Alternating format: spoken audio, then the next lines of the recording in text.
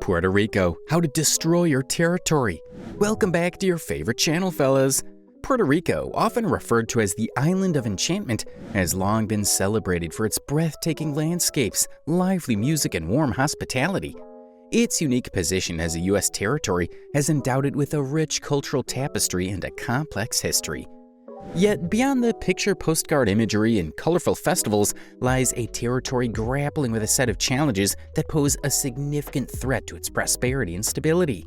Today, we're going to discuss how the people of Puerto Rico might destroy the territory and force people to relocate themselves to a better place. So guys, let's delve deeper into the topic. Number 1. Economic issues. Among the negative factors that can make the place more challenging are economic issues, number 1 on our list. Puerto Rico's economy has been struggling for a while, which has hindered its ability to grow and develop. The territory has a significant amount of debt that has accumulated over time. This debt is causing significant problems for Puerto Rico. It's making it really difficult for them to invest in important things like services and infrastructure. Puerto Rico's debt crisis reached a critical point in 2015 when it was disclosed that the territory had accumulated more than $70 billion in debt. That's a huge money, guys. This happened because the government borrowed money over several years to cover budget deficits, fund operations, and finance different projects. Puerto Rico couldn't handle its debt and couldn't pay what it owed. The financial strain has widespread consequences. One thing that stands out is the strain on public services. The government is cutting budgets to manage debt, which means less funding for important services like education and healthcare. The cuts really affected the quality of life for Puerto Ricans. In addition, the debt crisis has scared away investors and slowed down economic growth. Businesses are hesitant to invest in Puerto Rico due to its high levels of debt and economic uncertainty. This lack of investment is impeding job creation and impeding economic progress. This makes the unemployment problem worse, which then creates a cycle of economic challenges. The debt crisis makes it difficult for the territory to invest in infrastructure. Puerto Rico's infrastructure, like roads, bridges, and public facilities, has needed upgrades for years. Unfortunately, because of debt obligations, the limited resources have caused delays or neglect in making necessary improvements. This has made the territory vulnerable to infrastructure failures, particularly during natural disasters. In 2016, the U.S. Congress passed PROMESA to deal with Puerto Rico's debt crisis. PROMESA created a fiscal control board to manage the territory's finances and enforce spending cuts. However, the local population has had differing opinions about it. To address Puerto Rico's economic issues, we need to take a multifaceted approach. Managing debt, being fiscally responsible, and making strategic investments in areas like education, healthcare, and infrastructure are important. Recovery for Puerto Rico is a tough and lengthy journey, but it's crucial for a better future. The territory's resilience and its unique blend of cultures remain powerful assets that can help it overcome these economic challenges with time and concerted effort. Number 2. Political uncertainty. Coming towards our second point, political uncertainty. Political uncertainty in Puerto Rico has been a real head-scratcher for a while now. It's all about what kind of relationship the territory should have with the United States. Should it stay as it is, a U.S. territory? Or should it aim for full statehood, like any other state in the Union? Maybe some people believe it should go its own way and seek independence. Now, why does this matter so much? Well, these debates have some pretty big consequences. They influence how Puerto Rico is governed, what policies are put in place, and how they plan for the long haul. Puerto Rico has had this unique status since the Spanish-American War in 1898. It's not a full U.S. state, but its residents are U.S. citizens, and they even have a non-voting representative in the U.S. Congress. So you can see why this situation is a bit of a puzzle. Now, the ongoing debate over Puerto Rico's political status has caused quite a divide among its residents. Some argue for statehood, saying it would give Puerto Ricans the same rights as everyone else in the U.S., including full representation in Congress and access to federal programs.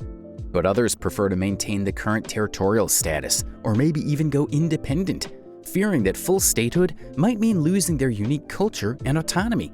But it's not just a matter of identity. This political back and forth impacts the island's governance. Different political parties push for their stance on the status question, and that can lead to a bit of a shifting focus. It makes it tough for Puerto Rico's leaders to make long-term plans when the island's political direction is uncertain. Imagine your household can't decide if it wants pizza or burgers for dinner every night. That's the kind of challenge we're talking about here. And there's more. Puerto Rico's relationship with the U.S. federal government is directly tied to its political status. This affects how much federal funding they get for various programs, access to federal grants, and their ability to join in on national initiatives. The uncertainty surrounding their status can actually limit their access to these critical resources. Here's a twist. The status debate also plays a role in Puerto Rico's dealings with other countries. Those who want independence might seek recognition and partnerships on the international stage. Meanwhile, statehood advocates highlight their connection to the United States. This can have a big impact on trade, foreign policy, and international relations. And it's not just Puerto Rico's problem. Decisions about its status are a big deal for U.S. policymakers and citizens too. It affects federal spending, how many representatives Puerto Rico gets in Congress, and the responsibilities both sides have towards each other. So it's a bit like a family deciding on their summer vacation. Everyone's got to agree on where they're going and how they'll get there. Lately, they've been trying to solve this uncertainty with referendums on the island's political status. However, reaching a consensus has proven to be quite the dilemma, and this issue continues to stir up a lot of debate and division in Puerto Rico. Figuring out a clear path forward is key to making informed decisions about governance and long-term planning, ultimately ensuring a better future for the people of Puerto Rico. So, here's a couple of questions to ponder. What do you think is the best path forward for Puerto Rico's political status? And how do you strike a balance between preserving cultural identity and gaining full political representation? It's a complex challenge for sure. Number 3, health and social challenges. There have been several difficulties stemming from Puerto Rico's healthcare and socioeconomic issues. The shortage of medical experts in hospitals is a major problem. Just picture yourself in dire need of medical attention, but being unable to locate a nearby clinic or physician. That is the reality for some residents of Puerto Rico. The number of physicians per capita is significantly lower than in the mainland United States. This scarcity means that many residents have to travel long distances to receive medical care, causing delays and inconveniences, particularly in emergencies. Following Hurricane Maria in 2017, the healthcare system was in disarray. Many hospitals were damaged or without power, making it incredibly difficult to provide medical services. It also affected the availability of crucial medications and medical supplies. The aftermath of the hurricane led to a rise in waterborne diseases, and a lack of access to clean water further exacerbated public health concerns. Moreover, the healthcare crisis was felt acutely by vulnerable populations, including the elderly and those with chronic conditions who require regular medical attention. The impact on their quality of life was significant. We'd like to get your thoughts on how Puerto Rico might better the lives of its citizens in the face of these healthcare and social obstacles. Moving on to our next factor, environmental concerns and how they're affecting the lives of many people. Number 4, environmental concerns. Puerto Rico's natural beauty is under threat due to environmental concerns. Pollution, deforestation, and climate change have taken a toll on the island. Pollution from various sources, including industrial activities and transportation, affects air and water quality. Deforestation disrupts ecosystems and contributes to soil erosion. Add climate change to the mix, and you have rising sea levels and more intense storms. Now imagine this: the island's beautiful coastline is slowly eroding due to rising sea levels and increased storms. This not only affects the scenic beauty, but also leaves coastal communities vulnerable to flooding. Coral reefs, essential for marine life and tourism, are under threat from factors like pollution and warming waters. One question that arises is, how do these environmental challenges affect the island's economy and residents? Well, they have consequences.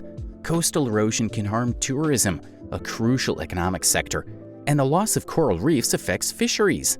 Moreover, mismanagement of natural resources can lead to soil erosion and loss of biodiversity.